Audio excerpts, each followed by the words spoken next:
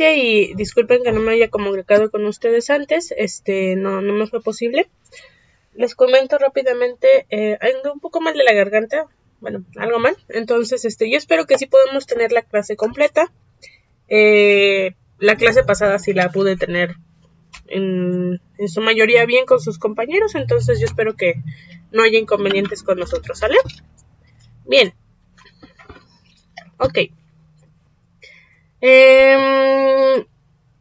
Lo que vamos a hacer es continuar con la clase y hasta donde lleguemos es lo que les voy a mandar del video. Y la próxima clase, ¿qué día cae? A ver, permítanme.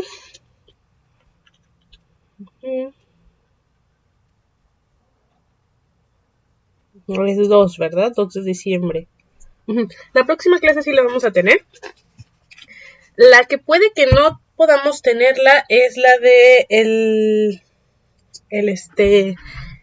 la del 8, perdón, la del 9 de diciembre. Va a haber un seminario para los profesores, entonces posiblemente no podamos tener clase y vamos a ver cómo lo manejamos, ¿vale? Si les mando la grabación o reponemos uno de los días anteriores, ¿sale? O uno de los días posteriores. Ok. Bien, jóvenes. Pues vamos a comenzar. Ok. ¿Qué me pueden decir de la última clase que tuvimos? ¿Qué es lo que recuerdan?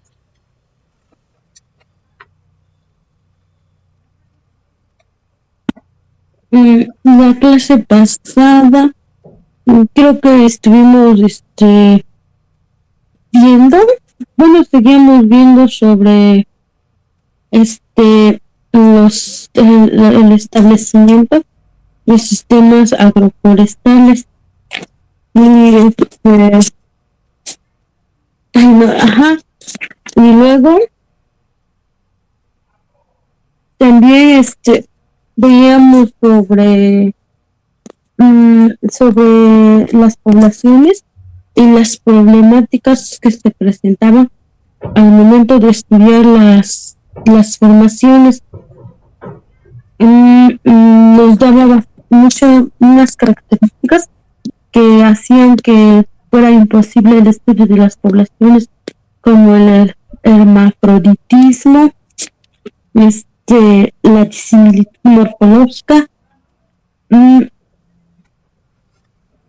y la disimilitud morfológica era cuando machos y hembras a veces se parecían, y esto hacía imposible que pudieran contar cuántos machos o cuántas hembras había en una población de especies.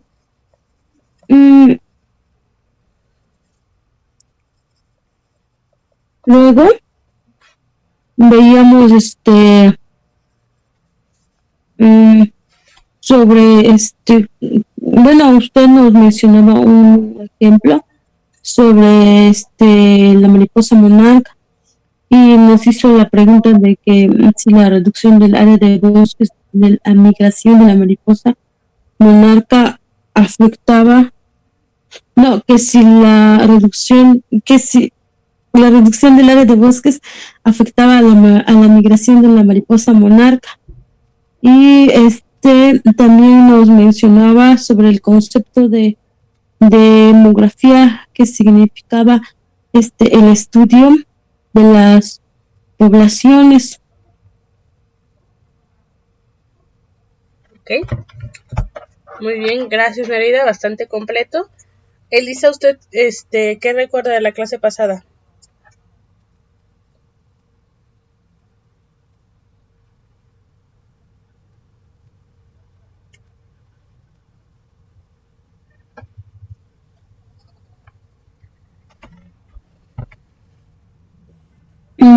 Sí, vimos sobre los organismos unitarios y luego explicó sobre hermafroditas secuenciales. Dijo que nacen con los órganos reproductivos de un sexo y tienen la capacidad de cambiar de sexo durante su vida. Y luego explica sobre el estudio por demografía, que es el estudio de poblaciones y el cómo están estructuradas. Ok. ¿Algo más que quiera agregar?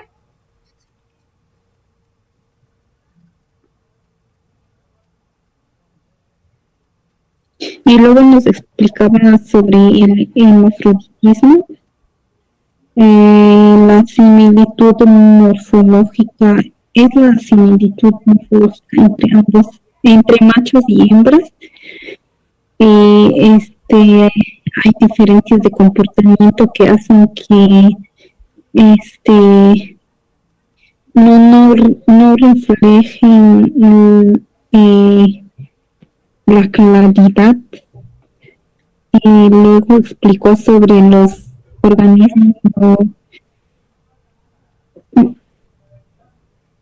sobre los organismos y dijo que un solo organismo puede llegar a tener varias apéndices.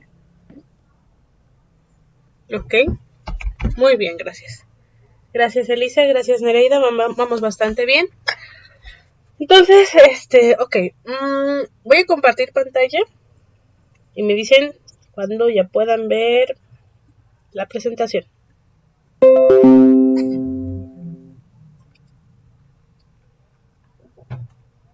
Ya se ve, profa. Muchas gracias. Ok, nada más me las hago chiquitas. Bien. Bien, entonces, como ustedes comentaban, terminamos de ver lo de agroforestería, vimos algunos ejemplos y comenzamos a ver ya hace unos días también lo de ecología de poblaciones, ¿no? Bien, entonces digamos que, pues bueno, queremos saber cómo interactúan las poblaciones de organismos de la misma especie en un mismo tiempo y espacio. Y por tiempo recordemos que puede ser, nos referimos a periodos, ¿no? O sea, no solamente nos referimos al exacto segundo, minuto, instante, ¿no? Sino nos referimos a, no sé, un año, 10 años, 20 años, 15 años, un mes, 2 meses, dependiendo, ¿no? Cómo estas poblaciones interactúan con el ambiente, a través de qué, pues bueno, de saber cómo están compuestas y entonces entender o tratar de descubrir qué factores del ambiente han modificado o han ejercido presión para que la población quede de una u otra manera. ¿Por qué? Porque primero vamos a ver cómo se ve en un momento y posiblemente veamos cómo se ve en otro momento o las comparemos con otras poblaciones. Bien. Y bueno, veíamos que hay organismos mucho más sencillos de cuantificar, que no son unitarios, y más si se puede ver que son diferentes unos de otros, y podemos distinguir bien machos de hembras, tienen cierto dimorfismo, etcétera, ¿no? Pero ¿cuándo empieza la problemática?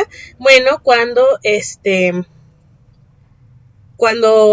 por ejemplo, tienen ambos sexos, cuando no hay una diferencia muy clara entre machos y hembras, o incluso o más bien hay una diferencia también muy grande entre juveniles y adultos, o machos o hembras, y está la diferencia que no sabemos distinguir entre o no nos damos cuenta que son las mismas especies, a menos de que haya un estudio más prolongado y digamos, caray, sí son la misma especie, ¿no? Hay muchas especies bastante esquivas que solo podemos ver sus huellas o es muy difícil encontrarlos. Hay organismos modulares, es decir, este es un solo organismo, este también es un solo organismo, pero tienen varios apéndices, como comentaban, donde podríamos llegar a creer que cada apéndice y cada parte es un organismo individual, pero en realidad es parte de uno solo, ¿sale?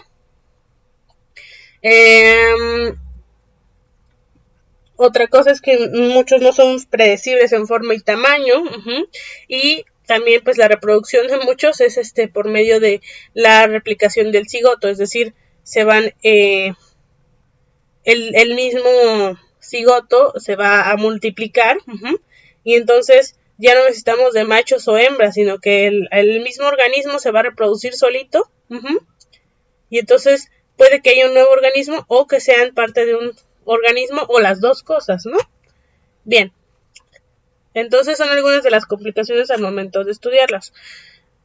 También es importante saber cuántos eventos reproductivos tienen en promedio a lo largo de su vida. Más que nada, si son celméparos o plantas monocárpicas, es decir, que nada más tienen un evento reproductivo y ya de ahí mueren. O que son animales, por ejemplo, animales iteróparos, y en caso de las plantas policárpicas, es decir, tienen más de un evento reproductivo. En general, la especie. Obviamente, por ejemplo, ¿los humanos somos iteróparos o celméparos?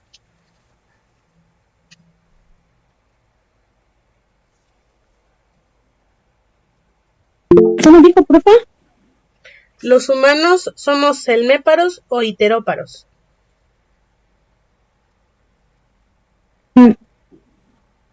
Iteróparos. Así es. Pero bueno, el que seamos iteróparos, o bueno, que una persona nunca tenga hijos en su vida, o que nada más tenga un hijo y muera en el parto, o tenga un hijo y ya, no significa que sean que se conviertan en celméparos, ¿no? Siempre van a ser iteróparos porque es la capacidad que tenemos o que tienen los organismos de reproducirse más de una vez. No significa que lo vayan a hacer, pero tienen la capacidad. Entre comillas, la especie como tal, más bien, ¿no? Porque alguien, por ejemplo, estéril no significa que se vuelva celméparo o que no entre no sea un ser vivo, etcétera, ¿no? Simplemente estamos hablando de la especie, generalidades, ¿sale? Entonces, veíamos que hay algunas diferencias entre plantas y animales, que los animales en general, cuando son celméparos, tienen una vida más corta, que los iteróparos, que suelen tener una vida más larga, y suelen ser organismos mucho más grandes, ¿no? O más bien los organismos grandes suelen ser iteróparos. En cambio, en las plantas, pues bueno, eso ya es muy variado. Hay plantas muy grandes, hay plantas más pequeñas, hay plantas que viven mucho y hay plantas que viven poco. Entonces, bueno, eso ya es dependiendo, ¿no? Ok, ahora, después veíamos que, pues bueno, los estudios ecológicos tratan de saber la abundancia y distribución de los organismos para también saber cómo llevan a cabo el uso de los recursos, es decir, cómo se están desenvolviendo, cómo interactúan con su ambiente. Preguntas que podríamos responder con esto es, por ejemplo, ¿la escasez de alimento produce disminución en la tasa de reproducción del flamenco? Lo comentamos anteriormente, ¿no? Podríamos decir que depende de cuánto se reduzca. Si decimos que están bien alimentados todos los flamencos y hay suficiente comida, adelante, Nereida. ¿Me puedes decir en qué diapositiva va, por favor? Es que no sé por qué, pero ya no puedo ver su presentación. No se preocupe, gracias por avisarme. En la 21, donde hay unas mariposas monarca y un flamenco. Ah, sí, por favor, gracias. Usted. A ver, déjeme rápido. Trato de dejar de compartir y luego compartir. Por favor, ¿cuál de las diapositivas es? ¿Cuál nombre lleva? Ah, ¿cómo se llama el documento? Sí. Dice poblaciones. A ver, se los escribo, permítanme.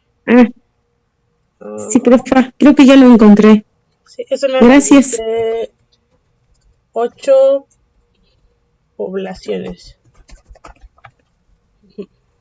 Ok. Bien, entonces, les comentábamos, ¿no? Por ejemplo, un flamenco, la población de flamencos, ¿no? Está suficientemente bien alimentada, puede alimentarse los adultos, los juveniles y las crías, ¿no? Entonces, si sube la cantidad de alimento, pero ya están al tope de los... Y un flamenco solo puede dar un huevo por año. Y aquí, como todos están bien alimentados, son 40 hembras, ¿no? 40 hembras, como todos están bien alimentadas, reproductivas, como todos están bien alimentadas, bueno, a ver, vamos a hacerlo de esta manera. A ver.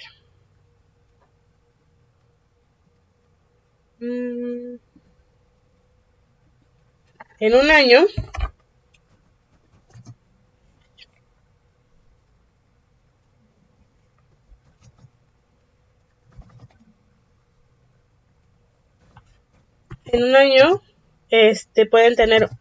pueden poner un huevo, las hembras, ¿no? Y por más que se reproduzca, bueno, y de aquí tenemos 40 hembras reproductivas, tenemos 20 machos reproductivos, tenemos 15 hembras juveniles y 10 machos juveniles. Ok. Bien. Entonces, si aumenta y digamos, las 40 hembras pusieron su huevo. Entonces estos machos, por más que quieran fecundar más hembras, pues no hay más hembras, entonces no puede haber más crías. Y por más comida que tengan, ni estas hembras van a dar más huevos, ni estas hembras van a crecer más rápido.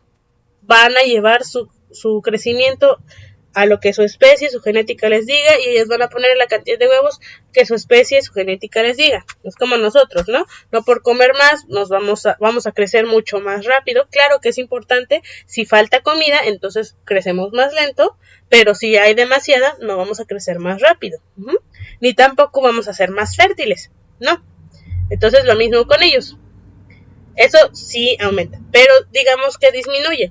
¿Qué tanto se necesita disminuir? Si están, no sé, si ellos necesitan 10 kilos, si ellos tienen 100 kilos de krill, entonces si ellos necesitan 10 nada más, y disminuyen estos, aquí están saciados, ¿no? Quedan 90. Digamos que disminuye a 70 kilos, ellos van a seguir bien. No pasa nada. Si disminuye a 50, ellos van a seguir bien, no pasa nada. Pero si disminuye a 5, entonces la escasez de alimento, y aquí dice escasez, no reducción, la escasez, aquí sí ya escasea, entonces sí va a producir posiblemente una disminución en la tasa de reproducción del flamenco. ¿Por qué? Porque empieza a haber competencia de recursos entre los organismos y en el mismo organismo, dentro del cuerpo de este flamenco. Al haber, no sé, si necesita 10 gramos de magnesio, pero nada más le llegan 7, ¿a dónde se va a ir este magnesio? Si lo necesita todo el cuerpo, no se va a poder repartir en todo el cuerpo, se va a ir a las zonas vitales, cerebro y órganos vitales. Entonces, ya no va a llegar tanto a las patas, por ejemplo. Lo mismo en los organismos, o a la parte reproductiva. Lo mismo en la población. Entonces, si el flamenco primero va a ver por sobrevivir y luego por reproducirse. Ok. Bien, entonces sí es muy posible que esta escasez disminuya la tasa. Tal vez no de manera inmediata, pero sí en las próximas generaciones. Y luego, ¿cómo afecta la reducción del área de bosques de la migración de mariposa monarca? Bueno, como ustedes comentaban, no tienen a dónde llegar, no tienen dónde dejar sus huevos, y no tienen las nuevas orugas que comer. ¿Y dónde eclosionar para empezar? Y luego qué comer. Entonces, ¿cómo afecta? Pues también disminuye la población, ¿no? Y pone en riesgo a estas especies. Bien, entonces, Para eso es la demografía. Como lo dice los orígenes de la palabra, demos es grupo, pueblo, y agen, escribir, registrar. Registrar cuántos hay de nuestra población. Entonces, los estudios de poblaciones buscan saber cómo están estructuradas y cómo cambian en el tiempo las poblaciones, y esto tiene el origen en necesitar conocer el número de habitantes que hay, entre cuántos habitantes hay que dividir los bienes. Ok. Entonces, bueno, tiene cierta historia. Confucio en el 551 a.C. hace una relación de habitantes, recursos disponibles. Claro, todo esto es de los registros que hay. Puede que haya habido unos estudios, haya habido muchos estudios o algunos estudios antes, pero si no están registrados, pues bueno, no podemos saberlo. Entonces nos vamos nada más por los hechos, de lo que tenemos pruebas, ¿no? Registro. Ok. Luego los pensadores griegos como Platón decía que el número de habitantes era 5040, y Aristóteles decía que una gran masa de pueblo no tiene un buen gobierno. ¿Por qué? Porque después de cierta cantidad, bueno, llegamos a lo que se llama superar la capacidad de carga de algún lugar.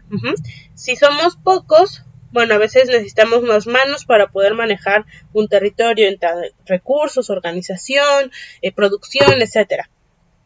Si somos cierta cantidad, pues podemos organizarnos bastante bien.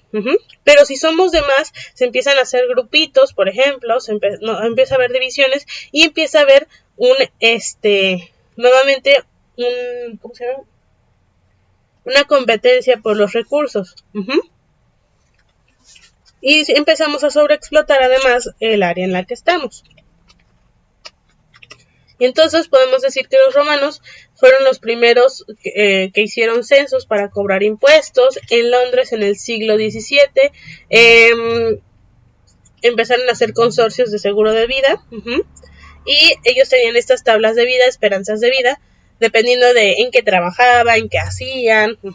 Y además, qué edad tenían, para saber pues cuánto tiempo iban a poder cobrar antes de tener que dar el dinero, ¿no? Como seguro de vida. Y luego tenemos a los teóricos modernos, como Malthus y su malthusianismo, el malthusianismo. Y él nos dice que las poblaciones crecen geométricamente, pero los recursos de los que se dependen lo hacen aritméticamente.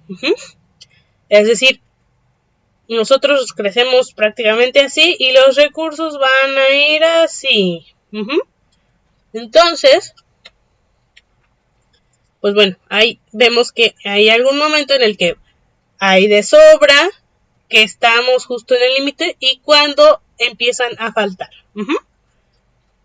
Bien. Entonces, a nivel de organismo podemos ver que cada individuo tiene una serie de características peculiares. El individuo, bueno, esto en cuanto a la demografía, ¿no? Ahora, las poblaciones están conformadas por los organismos, por un individuo. Y entonces podemos ver que cada individuo tiene unas características peculiares, ¿no? Por ejemplo, este tiene una oreja más grande que la otra, es más gordito, a este le gusta comer un poco menos, además este es hembra, este es macho y hembra, ¿no? Y esta tiene 10 años, esta koala, este koala tiene 7, esta koala también tiene 7 y esta tiene 3. Bien, entonces cada uno tiene sus propias características. Un individuo va a tener su propio tamaño y un peso que va a variar con la edad, y va a tener cierto metabolismo, algunos más rápidos, otros más lentos, algunos primeros son rápidos y luego lentos, otros al revés, etcétera, ¿no? En algún momento se va a reproducir, puede que se reproduzca, y en algún momento va a morir. Y el crecimiento individual entonces suele expresarse como la variación de una dimensión cualquiera, generalmente el peso, en función de la edad. Generalmente los organismos, pues bueno, no les puedes preguntar, oye, ¿y tú cuántos años tienes, no? ¿O cuántos meses tienes? Y por ejemplo, en organismos que tienen, llevan a cabo la metamorfosis, bueno, ahí sí ellos podríamos hacer cálculos de que la oruga tiene tanto tiempo, el capullo tiene tanto tiempo y esta mariposa tiene tanto tiempo. Pero en organismos como estos, que no cambiamos mucho la forma de cuando somos, de cuando nacemos a cuando somos adultos o estamos en la etapa de la senectud, pues bueno, no nos podemos preguntar, como a los humanos, sus características. Entonces lo que hacemos es, vemos algunos rasgos y generalmente lo primero que se ve son las dimensiones, como el peso. Vemos cuánto pesa y hacemos rangos, como les había comentado, ¿no? Si pesa de 0 a 5 a medio kilo, entonces todavía es un infante, ¿no? Si pesa de medio kilo a 2 kilos, es un juvenil posiblemente. Y si pesa de 3 kilos en adelante, entonces ya es un adulto, ¿no? Entonces, bueno, de eso nos podemos basar. También de otras características, como les comentaba, para corroborar, pero bueno. Ok. Entonces, las características a nivel población son otras un poquito distintas, como la biomasa, la densidad, la natalidad, la mortalidad, la dispersión y forma de desarrollo. Y lo vamos a ver más adelante, ahorita que vayamos adelante, ¿no? Bien, ¿qué creen que sea la densidad?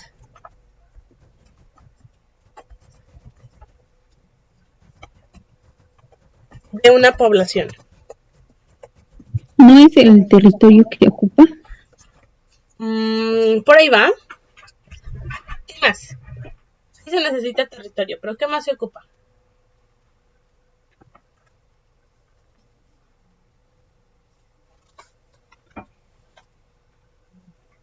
¿O la cantidad de especies que ocupan un territorio?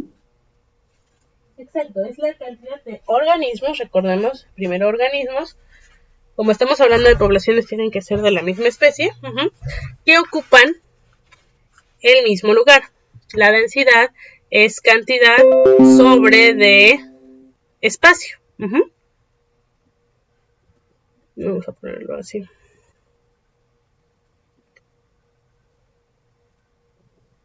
Es decir, vamos a ver cuántos pingüinos hay por metro cuadrado. No sé, hay 4 pingüinos por metro cuadrado. O puede haber 3 ratones por metro cuadrado. O bueno, 30 ratones por metro cuadrado, etc. Bien. Ok. Y entonces, si nos damos cuenta aquí de organismos dan ciertas características y para la población dan otras características. Entonces, ¿por qué no son exactamente las mismas? Unas son muy parecidas, pero otras son bastante diferentes o son muy dependientes de otras cosas. Entonces, de ahí vamos a sacar las propiedades emergentes, es decir, son características de una población o de un conjunto de organismos y no de sus partes. ¿Esto qué quiere decir?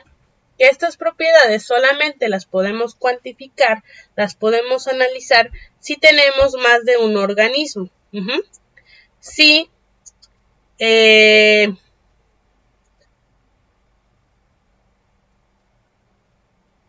por ejemplo,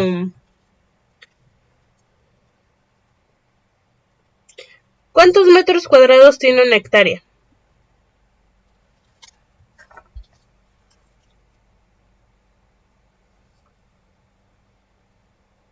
¿1000 metros cuadrados, profe? Ok, entonces,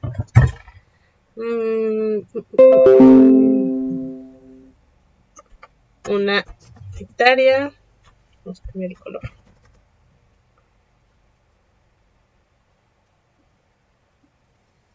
una hectárea es igual a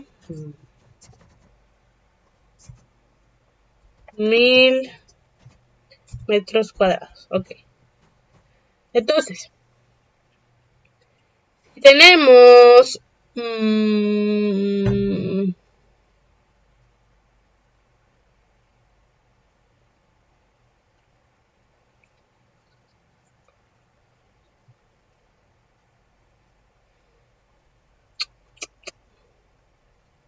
ok, 1000 conejos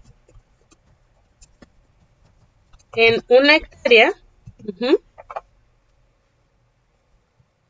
Bueno, no. 3000 conejos en una hectárea. Entonces son 3 conejos por metro cuadrado. Ok. Pero esto es tomando en cuenta a todos los conejos, ¿no? A todos los conejos. Si nada más lo vemos de manera individual, es decir, si nada más lo vemos así como un conejo, no vamos a saber, va a ser lo mismo un conejo en un metro cuadrado que en una hectárea. Y si fuera un conejo en una sola hectárea, entonces sería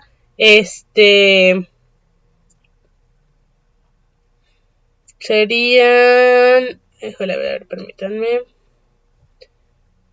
un conejo en, no, perdón,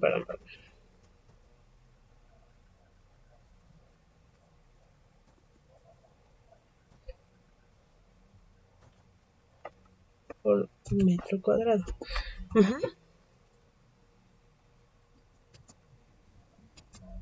Sería muy complicado porque podríamos poner el conejo en un metro cuadrado y si lo seguimos tomando como individuo y lo ponemos en una hectárea, sería como decir también que es 0.001 conejo sobre metro cuadrado. Sería muy difícil, no podríamos saber dimensiones.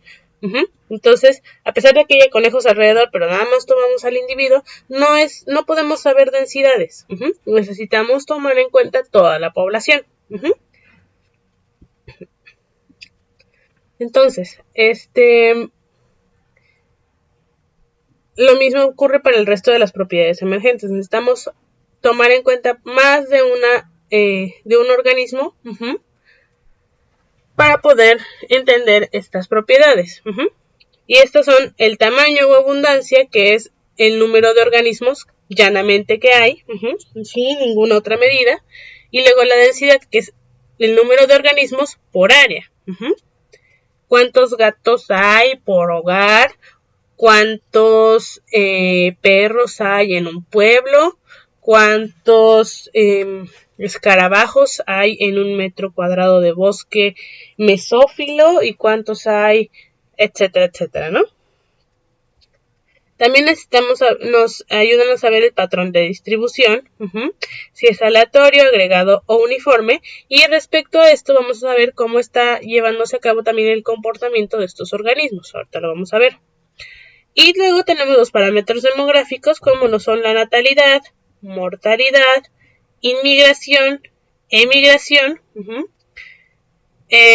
la tasa de crecimiento poblacional, que es la tasa de cambio, y la estructura poblacional, es decir, cuántos hay de cada tipo. Principalmente la edad y la talla, pero también sexo, entre otras cosas.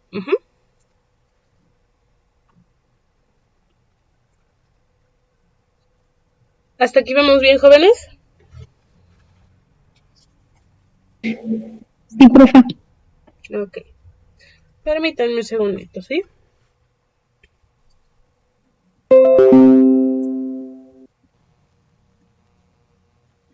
Ya, gracias por su paciencia, jóvenes.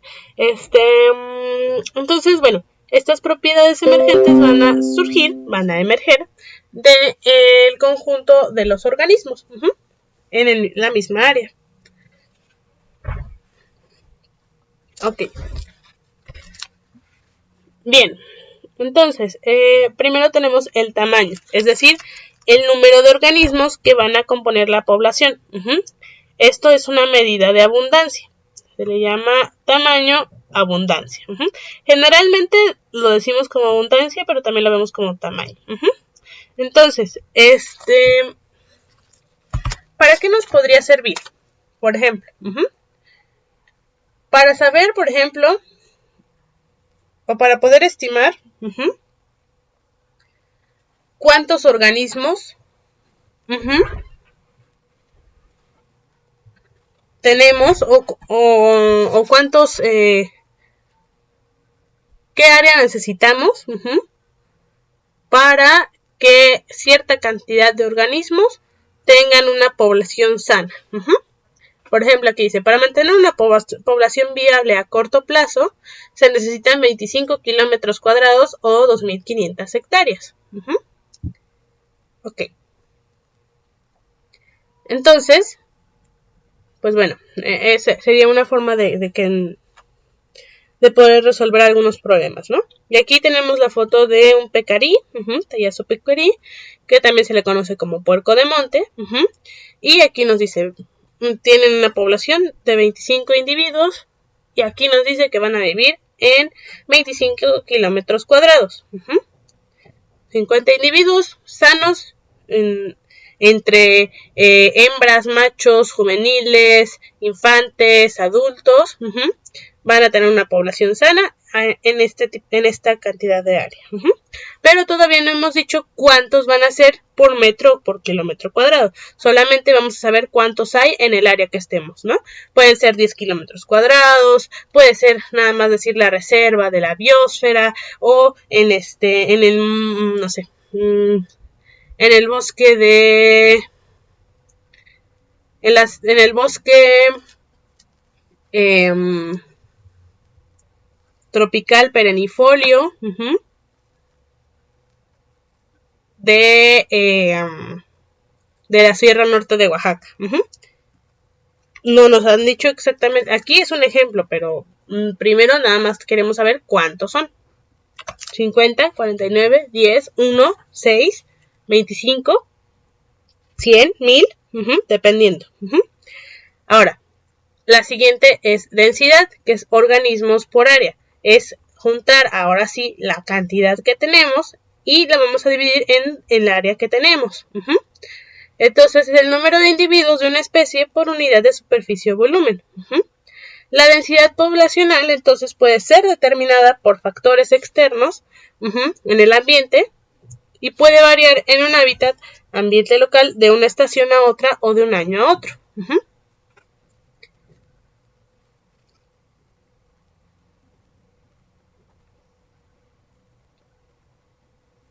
Entonces, pues bueno, entonces, una cosa es cuántos necesitamos y cuánta área necesitamos para la población, y otra cosa es cuántos va a haber realmente, ¿no? Y puede cambiar, como les comentaba, de un lugar a otro, aunque sea en la misma cantidad de área, puede tener diferentes características, o de lluvias a secas, o de 1999 al 2000, o del 2020 al 2021, o de un siglo a otro, de una década a otra, lo que sea, ¿no? Bien. Y aquí nos pone un ejemplo, ¿no? La pérdida de hábitat reduce el territorio disponible para jaguares. Y aquí ya nos habla de que, por ejemplo, los machos necesitan entre 50 y 100 kilómetros para ellos nada más. Y así poder cazar. Para un solo individuo necesitamos esta cantidad. Y para las hembras necesitamos 25 kilómetros cuadrados. Que igual, sí, es bastante, pues bueno, es la mitad, un cuarto de lo que necesita un macho, pero aún así es bastante, ¿no? Y bueno, en este hábitat, ¿qué van a tener? Presas, agua, espacio, otros organismos con los que llegar a encontrarse y aparearse, refugio, donde marcar territorio, etcétera, etcétera. Y bueno, uno dirá, ay no, pues cuánto necesita este jaguar, es mucho, ¿no? Pero al proteger el área de ellos, no solamente estamos protegiendo al jaguar, porque como les comentaba, como necesitan agua, tenemos que tener el agua limpia. Como necesitan comida, necesitamos que todas sus presas estén en una buena cantidad poblacional para poder alimentar a este jaguar y que no se extingan, ¿no? Tampoco que se las acabe todas, que a largo plazo pues sea sustentable para ellos también, ¿no? Y entonces, para que estas presas estén bien, también ellas necesitan su propia agua, su propia comida y además necesitan servicios de degradación de desechos, y bueno, estas especies tienen que ver con otras, hormigas, insectos, arañas, plantas venenosas o no, aves, un montón de cosas. Entonces, por eso se les llama especies sombrilla a especies que necesitan una gran área, son muy carismáticos, y pues bueno, gracias a ellos, como son ellos depredadores topes, necesitan que la cadena en la red alimentaria que está debajo de ellos esté bastante bien, y entonces si lo proteges a ellos tienes que proteger muchas cosas más y proteges en gran medida el equilibrio, la calidad del hábitat del ecosistema como tal. Y bueno, no solamente eso, sino que también nosotros nos vemos obviamente beneficiados por ello. Bien, lo siguiente es el patrón de distribución. El espacio que ocupa la población y la forma en la que va a ocupar la población. Perdón, el espacio.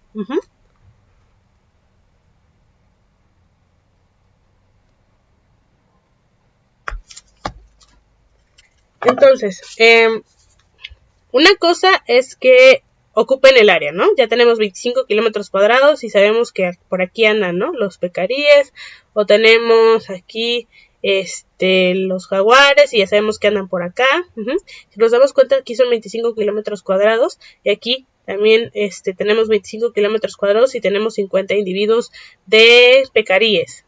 Entonces, nos damos cuenta que necesitamos básicamente 50 puercos de monte, 50 pecaríes, para que un solo individuo hembra pueda estar más o menos bien.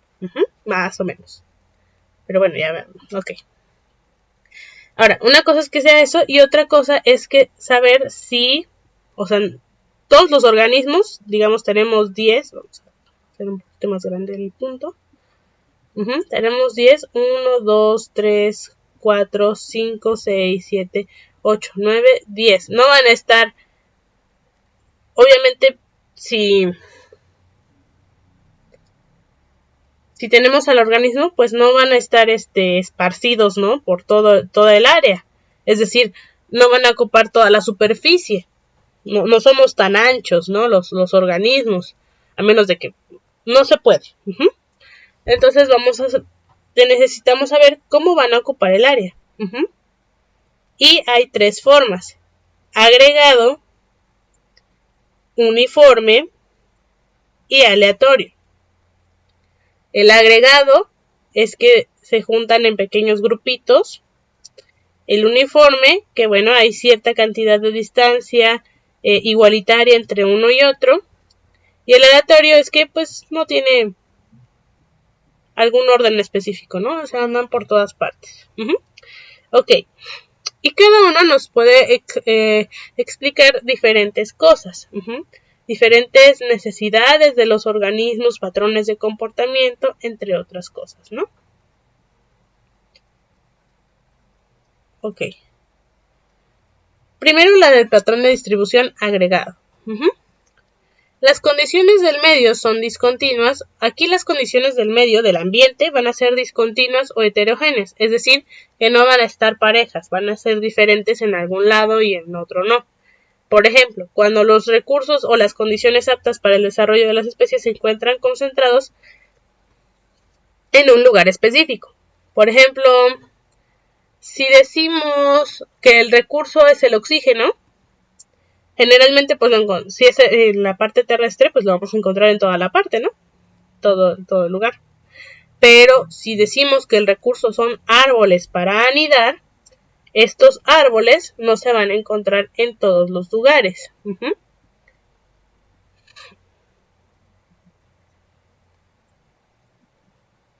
estos árboles, imaginémonos, ¿no? Bueno, estos árboles se van a encontrar, pues en algunas partes. ¿Por qué? Pues porque necesitan su propio espacio, su propio sustrato, y además digamos que a estos árboles les gusta estar por donde pasa el río. Son especies que necesitan mucha agua. Entonces, primero va a depender de dónde se encuentre el río y después dónde van a estar estos árboles. Y entonces ya para que aniden, y cada árbol no va a soportar a todos los pájaros, ¿no? Digamos, estas son unas garzas, ¿no? Cada árbol solo puede tener 3, 4 nidos. Entonces, aquí vemos, tenemos 3 nidos, porque no es tan grande, este 2 nidos y este 4 nidos. Incluso 5.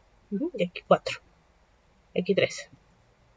¿Sí? Pero vemos, entonces, cuando vemos nuestra distribución, no está de manera uniforme, no están al azar, están cada que hay un árbol para tener el nido. ¿Y por qué quieren estos árboles? Bueno, porque, por ejemplo, aquí tienen, pues bueno, donde anidar, son sus ramas anchas y además aquí están cerca y a la vista de poder llegar al río, ir rápidamente por comida, no exponerse tanto a los depredadores y no tener que pasar tanto tiempo sin comer, sin lo que sea, ¿no? Entonces, pues bueno, por eso es alguno de los ejemplos para este tipo de distribución. Lo mismo podríamos decir aquí en esta de acá. Los vemos como rejuntaditos, ¿no? Aquí por aquí pasa el río. Y aquí están los árboles. Entonces aquí vemos los nidos. Un segundito.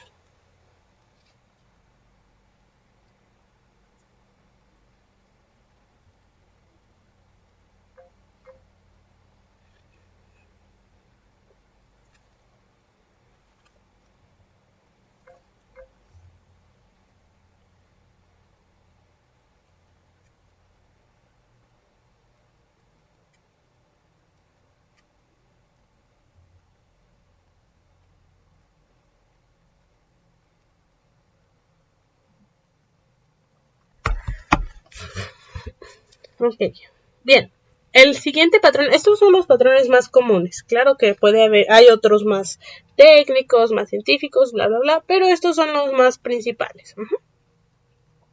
El siguiente patrón es el patrón de distribución uniforme. Aquí, pues bueno, esto se da raramente en condiciones naturales. Y muchas veces en la naturaleza se debe a interacciones agresivas entre ellos. Por ejemplo, los halcones son muy territoriales y pues bueno, ellos no van a estar en función del recurso. El recurso aquí es el árbol, ¿no? Bueno, no. Hay árboles de los que necesitan parejito, ¿no? En todas partes. Hay muchos, muchos árboles por todas partes. Ahora lo que ellos necesitan de recurso no es el árbol como tal, es el territorio. Ellos para poder cazar, para no tener tanta competencia, etcétera, necesitan cierto kilometraje, cierta distancia de entre unos y otros. Entonces, van a provocar que haya cierta barrera entre unos y otros, radial, para que no se encuentren con ellos y se peleen. Y compitan más agresivamente por los recursos. Por eso dice interacciones agresivas entre los individuos. O por ejemplo, en el caso de algunos árboles, recordemos que tienen algunas sustancias alelopáticas. No, perdón, por favor, jóvenes, ¿me recuerdan cómo se llama? Ay, caray.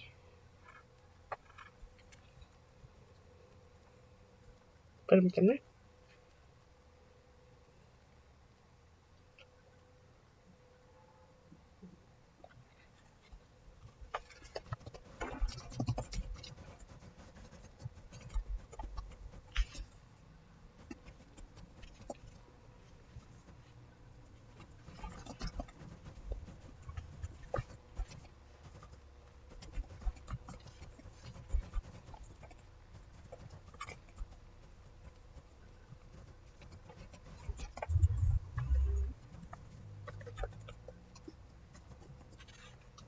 Ok, ¿cómo se llama esta característica de las plantas? Que evita que otras crezcan alrededor. Un ejemplo son los eucaliptos.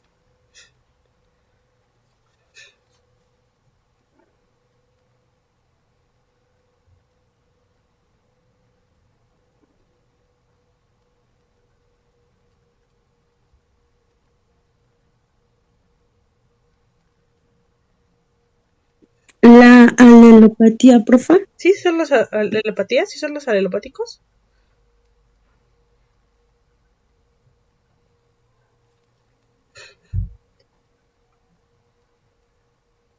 Ah, sí, tiene razón. Entonces me equivoqué. Perdón. Por un momento me confundí un poco. Entonces, sí, son las sustancias alelopáticas, ¿no? Tienen otra vez una interacción agresiva. Pero en general también estas cosas, si no es por cuestiones agresivas, ni tampoco es por el recurso que está puesto de forma uniforme, es porque pues el ser humano los plantó. Por ejemplo, este se ve que es una plantación de pinos, y bueno, ellos lo hicieron, los seres humanos lo hicieron, y para evitar que compitan tanto entre ellos por los recursos, y entonces nos salga un pino más chiquito que el otro, porque necesitamos que estos pinos crezcan igual de rápido para tener rápido la madera, los vamos a poner a cierta distancia. Entonces,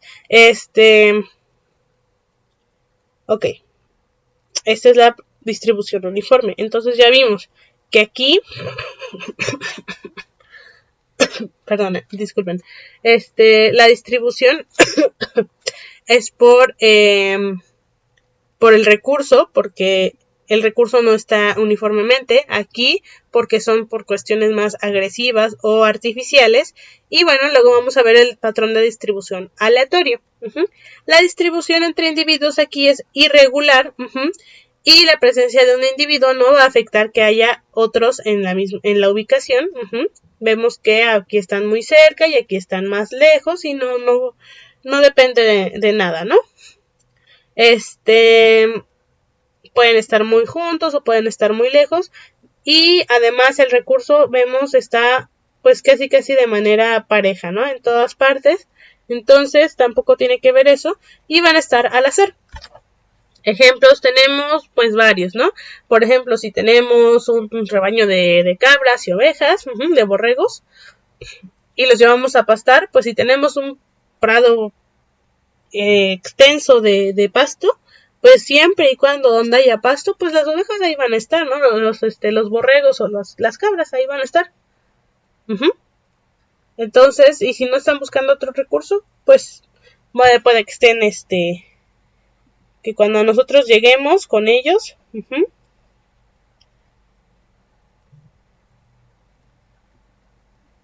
que cuando nosotros lleguemos con ellos, pues bueno, llegamos, no sé, por esta esquinita y estén todos juntos aquí, ¿no? Pero por poco a poco unos se van a ir para acá, otros hasta acá, otros se van a quedar aquí, otros van a ir acá, etcétera, ¿no? No va a tener que ver con otras cosas. ¿Bien? Bueno. ¿Vamos bien hasta acá, jóvenes? Sí, profa. Sigo sin ver su pantalla, quién sabe por qué. Ah, ok. Vamos en la diapositiva 36.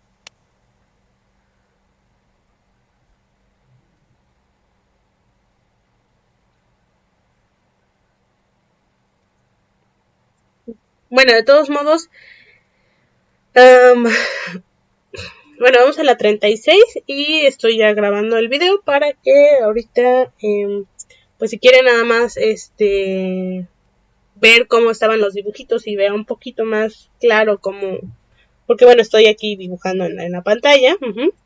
Si quiere ver un poquito más de lo de la explicación, pues ya puede entrar al video y consultarlo. Sale, puede que sea el internet, lamentablemente. Ok. Bien. El siguiente es acerca de los parámetros demográficos, ¿no? Ya vimos las propiedades emergentes, como lo son, bueno, muy básicos, cuántos hay, cuántos en qué área, y cómo están distribuidos en el área, ¿no? Estamos viendo cantidad y espacio, básicamente.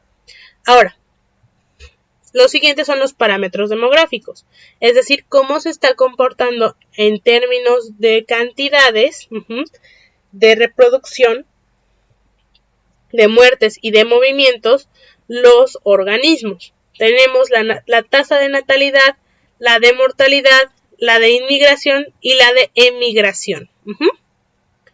Ok.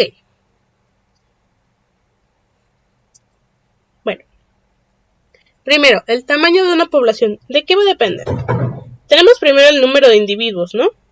O la densidad de individuos, como N, generalmente. O A de abundancia, etc. Ok, tenemos esto. Ahora, si la vamos a comparar de una población a otra, o de un tiempo a otro, obviamente puede que haya cambios. ¿Cuáles son estos cambios? Bueno, si vemos de un tiempo para otro la misma población, generalmente lo que vemos es que si aumenta puede ser por la natalidad o por la inmigración, es decir, los organismos que nacen o que van a llegar de otras poblaciones. Y si disminuyen los números puede ser por la mortalidad o la emigración, es decir, los que mueren o los que van a otras poblaciones.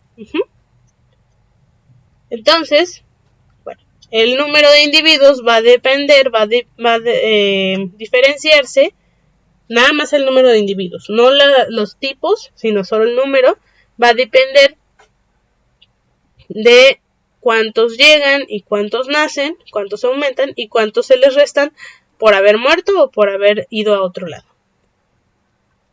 Bien. Tenemos entonces primero la tasa de natalidad, que es la tasa de nacimientos. ¿Cuántos individuos van a nacer por unidad de tiempo? Por segundo, por minuto, por hora, mes, año, década, etcétera, ¿no? Eso dependiendo de qué organismos sean.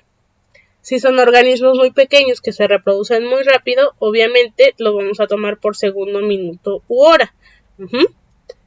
Pero si son organismos más grandes, más complejos y que tardan más en reproducirse, bueno, lo vamos a tomar por mes, por año, por semana, por década, etcétera, ¿no? Por ejemplo, un ser humano no podemos decir exactamente, bueno, sí, no, un león marino, no podemos decir cuántos son por segundo exactamente. Sí podemos hacer un cálculo, pero no es que a cada segundo vaya a haber una nueva generación. No es que este individuo pequeño en un segundo ya sea un adulto y se reproduzca. Ni en una hora, sino que van a tardar meses e incluso años para que madure y entonces pueda haber una nueva generación a partir de este. De los humanos, pues bueno, sí podemos decir, nacen 300 humanos por segundo. Va.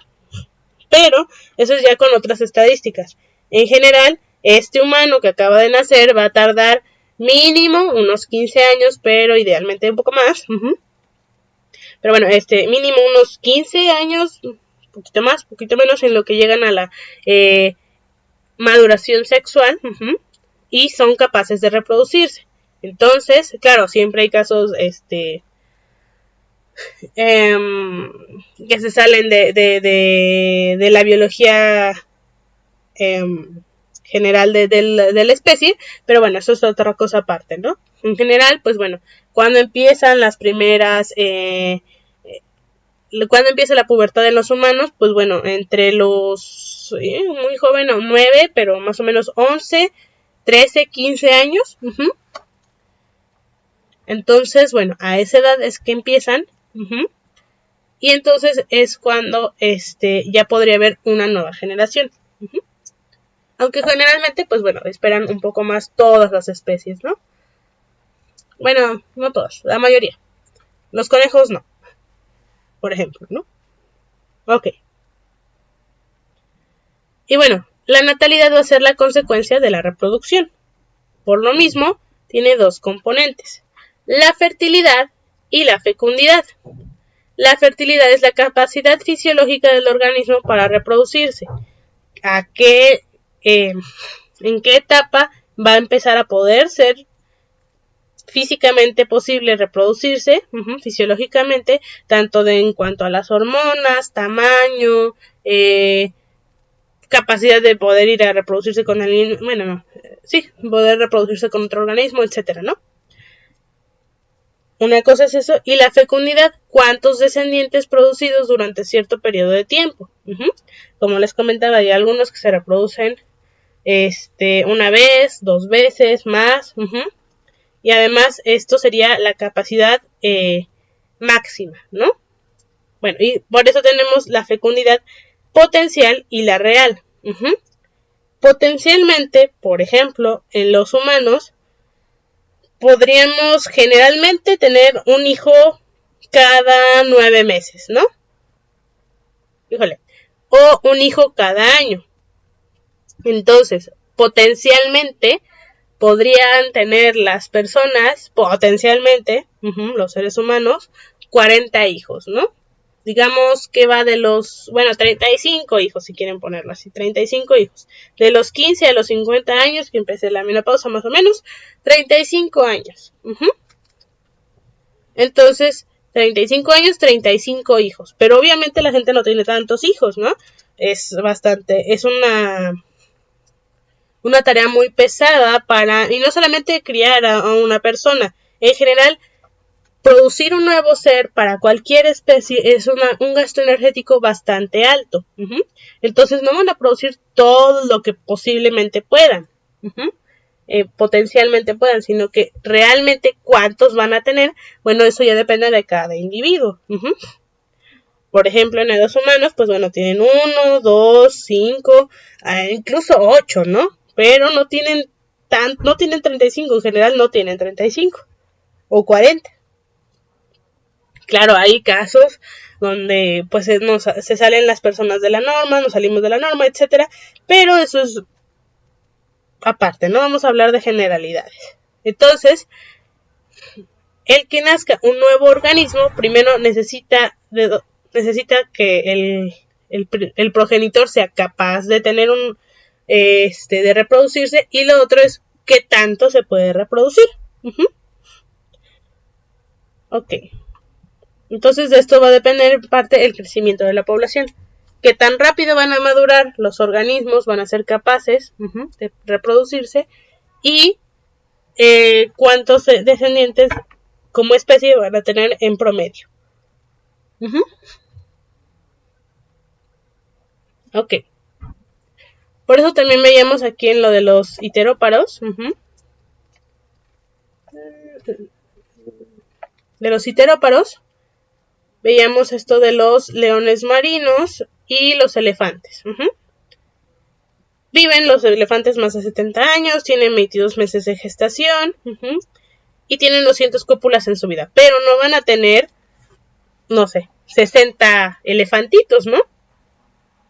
O incluso, no recuerdo a qué edad maduran sexualmente los elefantes y a qué edad empieza su menopausia, pero digamos, son unos 30 años, ¿no? No van a tener 15 elefantes, 15 crías, van a tener menos, igual los leones marinos. Ellos empiezan a reproducir a los 3 años, viven hasta los 50 años, 50 menos 3 son 47, digamos que y en la naturaleza casi no hay animales en la senectud, pero digamos, son 40 años de reproducción. No siempre tienen 40 crías. Y además tienen 25 cópulas anuales, no tienen 25 por 40, no tienen 1000 crías, ¿no? No, tienen menos. Ok. O incluso aquí en el de las plantas, que sí pueden tener un montón de semillas, no todas van a germinar, no todas van a ser, van a llegar a un buen lugar para llegar a germinar, o van a llegar a la parte adulta.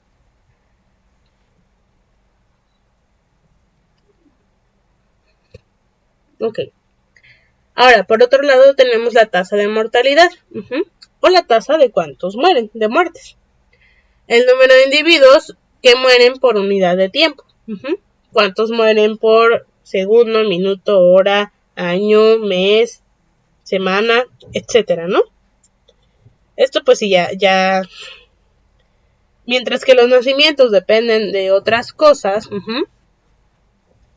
como la fecundidad y la fertilidad, las mortalidades dependen más que de nada de otras cuestiones del ambiente. La natalidad depende como tal de la especie, del desarrollo y de la genética que tengan, y la mortalidad del ambiente más que nada, ¿no?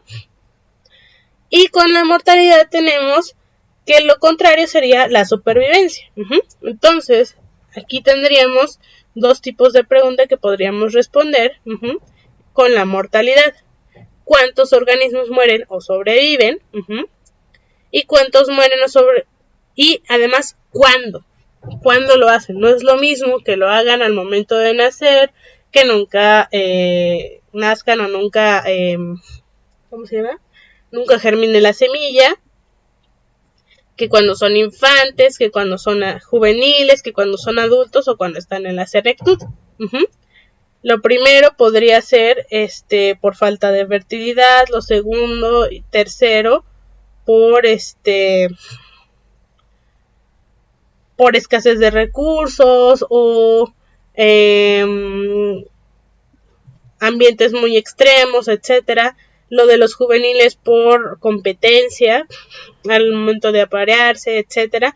Lo de los adultos, bueno, ya sería por causas de hambre, entre otras cosas, o igual la competencia. Y la senectud, pues bueno, generalmente va a ser por la vejez o por que ya no pueden ser capaces de conseguir el alimento, pero bueno, ya pasaron la etapa reproductiva en cuanto a las especies. ¿Ok? Entonces, pues bueno.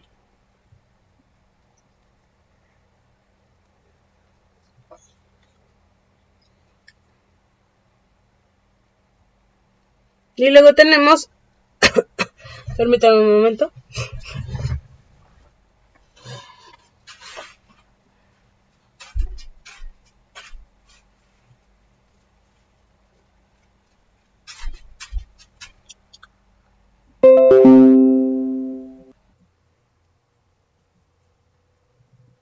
Ya, gracias jóvenes. La inmigración y migración. Bueno, aquí va a ser el movimiento de los individuos entre poblaciones. Podemos tener, no sé, la Ribera Maya. Y tenemos, bueno, son muchos kilómetros. Y tenemos una población de pecaríes aquí, otra por acá y otra por acá, ¿no? Y aquí esta tiene 15. Aquí esta tiene 40. Y esta tiene 90, ¿no? Muchísimos más. Entonces, el que algunos se vayan para acá y otros para acá, etcétera, y otros se regresen para acá, estos van a ser los movimientos entre las poblaciones. Ok, y estas migraciones incluyen las organizadas y predecibles y los que son al azar de dispersión. ¿Esto qué quiere decir? Incluyen las que son, por ejemplo, cuando migra la mariposa monarca, los gansos, las aves, todas estas, incluye estas, o cuando, por ejemplo, no sé si han visto a las hormigas que en época de lluvias, como que salen de su hormiguero y empiezan a dar vueltas alrededor del hormiguero, y entonces empiezan a salir unas hormigas con alas. ¿Han visto eso?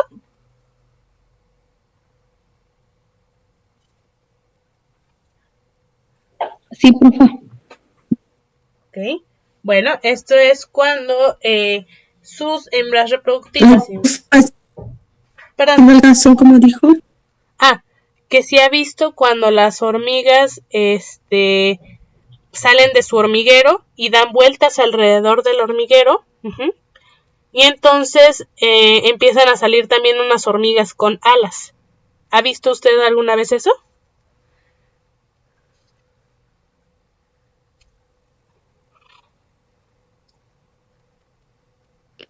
¿Cómo dice, profe? Es que se escucha entrecortado. Ah, ok, no se preocupe, lo voy a escribir.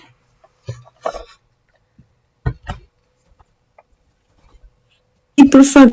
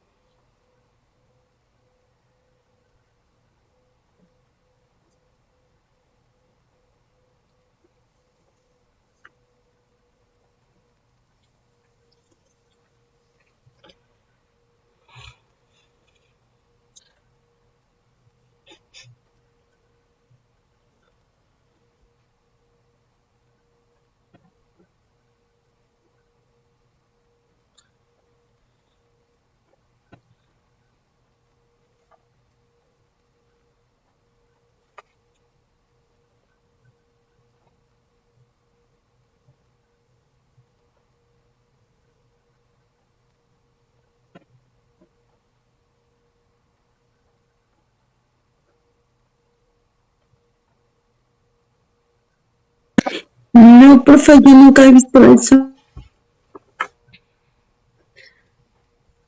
Oh, bueno, les voy a mandar un video después de esta clase, ¿sale?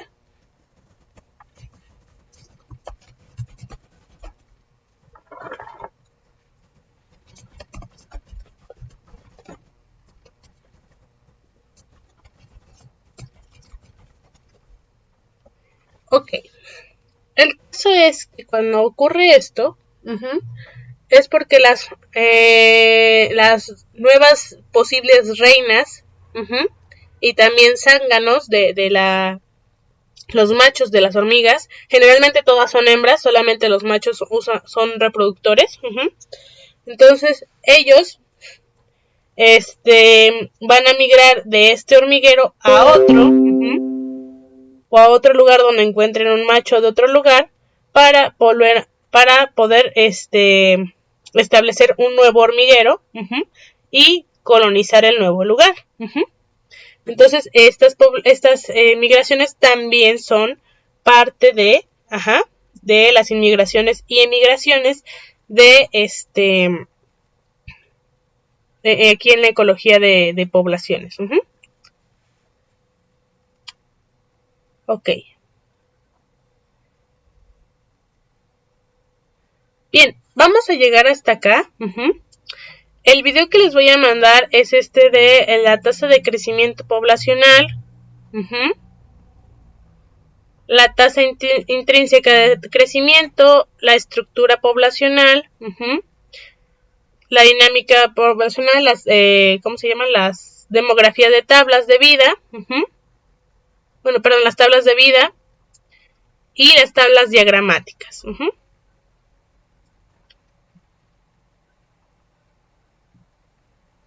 Y posiblemente esto, pero puede que no.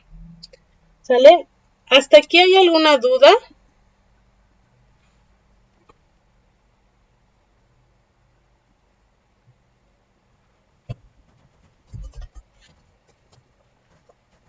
No, profe.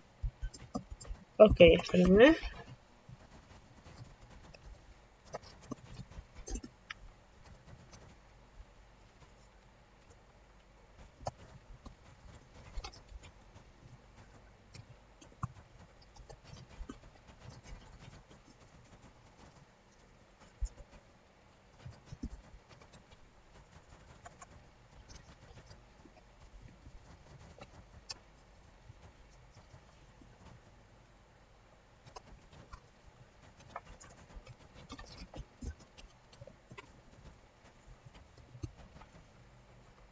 Ok, bueno, pues vamos a llegar hasta aquí en la clase. Espero